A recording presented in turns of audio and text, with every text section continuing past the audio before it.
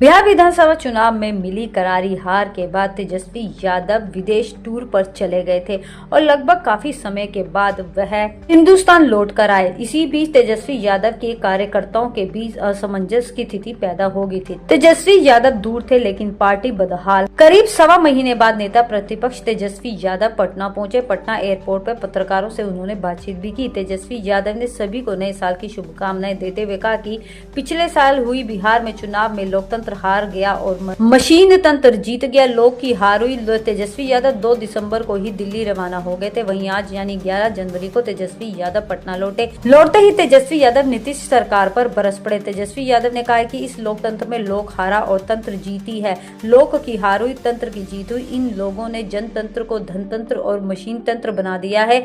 हम सब लोग जानते हैं कि क्या षड्यंत्र रचा गया है। छल कपट से चुनाव जीता गया। नई सरकार कैसे बनी पूरा देश और बिहार जानता है। तेजस्वी यादव ने ये भी कहा कि हम लोग सकारात्मक राजनीति करते हैं तो 100 दिन तक हम इस सरकार के निर्णय और नीति पर कुछ नहीं बोलेंगे और देखते हैं कि 100 दिनों के बाद हमारे माताओं और बहनों को कब 2-2 लाख रुपए मिलते हैं, 1 करोड़ लोगों को रोजगार कब मिलता है। हर जिले में 4-5 कारखाने लगाने के वादे किए गए थे, लगते हैं कि नहीं लगते ये भी हम देखेंगे। 100 दिनों तक हम कुछ नहीं बोलेंगे और इस सरकार की जिम्मेदारी होगी कि जो घोषणा पत्र जारी किया गया उस पर अमल वह करे थे। तेजस्वी यादव ने बिहार की महिलाओं को दिए जाने वाले वादे यानी कि 2-2 लाख रुपए देने की घोषणा को लेकर सरकार को सीधी चेतावनी दे डाली है। उन्होंने कहा कि पहले ये देखा जाएगा कि वादा जमीन पर उतरता है या नहीं उतरता। यादव ने 100 दिनों का हवाला दिया और कहा कि हम चुप हैं और सरकार की नीतियों को देखेंगे।